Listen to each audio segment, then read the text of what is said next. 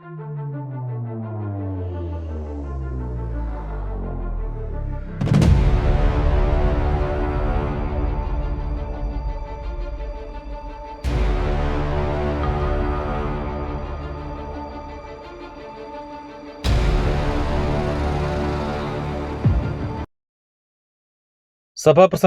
4-ാം അധ്യായവുമായി ബന്ധപ്പെട്ട 30 ചോദ്യോത്തരങ്ങളാണ് ഈ വീഡിയോയിൽ ഉൾപ്പെടുത്തിയിരിക്കുന്നത്.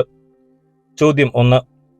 സൂര്യന് കീഴെയുള്ള മർദ്ദനങ്ങളെ വീണ്ടും വീക്ഷിച്ച സഭാപ്രസംഗകൻ ആദ്യം കണ്ടതായി പറഞ്ഞിരിക്കുന്നത് ഏത്? ഉത്തരം മർദ്ദിതരുടെ കണ്ണീർ. ചോദ്യം 2. മർദ്ദിതരുടെ അവസ്ഥയെക്കുറിച്ചുള്ള വിവരണത്തിൽ ശക്തി ആരുടെ ഭാഗത്തായിരുന്നു? ഉത്തരം മർദ്ദകരുടെ. ചോദ്യം 3. ജീവിച്ചിരിക്കുന്നവരെക്കാൾ ഭാഗ്യവാന്മാരായി സഭാപ്രസംഗകൻ ആദ്യം ആരെയാണ് കണക്കാക്കിയത്? ഉത്തരം മരിച്ചുപോയവരെ. ചോദ്യം 4. ജീവിച്ചിരിക്കുന്നവരെയും മരിച്ചുപോയവരെയും അപേക്ഷിച്ച് കൂടുതൽ ഭാഗ്യവാന്മാരായി കണക്കാക്കപ്പെട്ടവർ ആരാണ്? ഉത്തരം ഇനിയും ജനിച്ചിട്ടില്ലാത്തവർ. ചോദ്യം 5. ഇനിയും ജനിച്ചിട്ടില്ലാത്തവർ കൂടുതൽ ഭാഗ്യവാന്മാരാണെന്ന് പറയാൻ നൽകിയ പ്രത്യേക കാരണം ഏത്?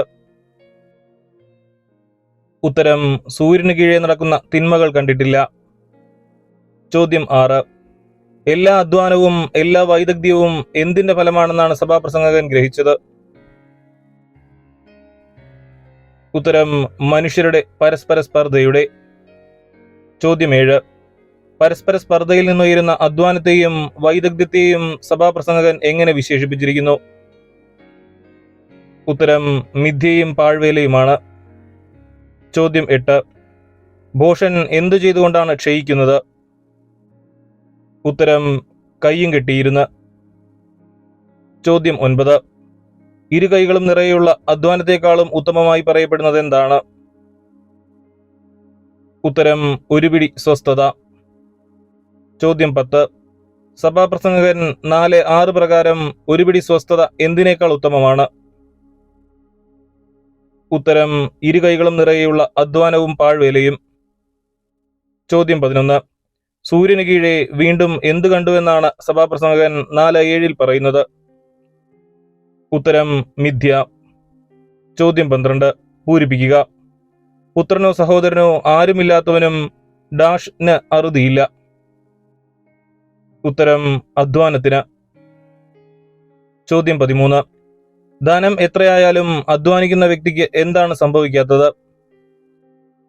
ഉത്തരം മതി വരില്ല. ചോദ്യം 14.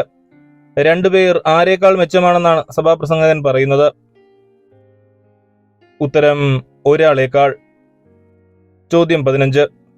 കുടുംബ ബന്ധങ്ങളില്ലാത്ത അധ്വാനത്തിന് അറുതിയില്ലാത്ത മനുഷ്യന്റെ അവസ്ഥയെ സഭാപ്രസംഗകൻ എങ്ങനെ വിശേഷിപ്പിക്കുന്നു? ഉത്തരം മിഥ്യയും പരിതാപകരവുമാണ്. ചോദ്യം 16. ഒരാളേക്കാൾ 2 പേർ മെച്ചമാണെന്ന് പറയുന്നതിനുള്ള കാരണം എന്ത്? ഉത്തരം അവർക്കൊരുമിച്ച് കൂടുതൽ ഫലപ്രദമായി അധ്വാനിക്കാം. ചോദ്യം 17. 2 പേരിൽ ഒരുവൻ വീണാൽ മറ്റേയാൾക്ക് എന്തു ചെയ്യാൻ കഴിയുമെന്നാണ് സഭാപ്രസംഗകൻ 4:10 പറയുന്നത്? ഉത്തരം അവനെ താങ്ങാൻ. ചോദ്യം 18. ഒറ്റയ്ക്കിരിക്കുന്നവൻ വീണാൽ അവന്റെ കാര്യം കഷ്ടമാകുന്നത് എന്തുകൊണ്ടാണ്? ഉത്തരം താങ്ങാൻ ആരുമില്ലാത്തതുകൊണ്ട്. ചോദ്യം 19. 2 പേർ ഒരുമിച്ച് കിടക്കുമ്പോൾ ലഭിക്കുന്നതായി സഭാപ്രസംഗകൻ പറയുന്നത് എന്ത്? ഉത്തരം ചൂട്. ചോദ്യം 20. പൂരിപ്പിക്കുക. സൂര്യന് കീഴെ വീണ്ടും ഞാൻ ഡാഷ് കണ്ടു. ഉത്തരം മിഥ്യ. ചോദ്യം 21. സഭാപ്രസംഗകൻ 4:12 ഒറ്റയ്ക്കായിരിക്കുന്നവനെ സംബന്ധിച്ച് പറയുന്ന സാധ്യത ഏത്? ഉത്തരം അവനെ കീഴ്പ്പെടുത്താൻ സാധിച്ചേക്കാം. ചോദ്യം 22. 2 പേരാണെങ്കിൽ എന്തു ചെയ്യാൻ കഴിയുമെന്നാണ് സഭാപ്രസംഗകൻ 4:12 പറയുന്നത്? ഉത്തരം ചെറുക്കാൻ. ചോദ്യം 23. വേഗം പൊട്ടുകയില്ല എന്ന് പറയപ്പെടുന്ന പ്രതീകം ഏത്? ഉത്തരം മുപ്പിരിച്ചരട്. ചോദ്യം 24. വിഡ്ഢിയും വൃദ്ധനുമായ രാജാവിനേക്കാൾ ഭേദമായി കണക്കാക്കപ്പെടുന്നത് ആരാണ്? ഉത്തരം നിർധനനെങ്കിലും ബുദ്ധിമാനായ യുവാവ്. ചോദ്യം 25. വൃദ്ധനും വിഡ്ഢിയുമായ രാജാവിന്റെ പ്രധാന ദോഷമായി എടുത്തു പറയുന്നത് എന്താണ്? ഉത്തരം ഉപദേശം നിരസിക്കൽ. ചോദ്യം 26. ഒരുവന് ഏത് സാഹചര്യത്തിൽ നിന്ന് സിംഹാസനത്തിലെത്താൻ കഴിഞ്ഞേക്കാം? ഉത്തരം കാരാഗ്രഹത്തിൽ നിന്ന്.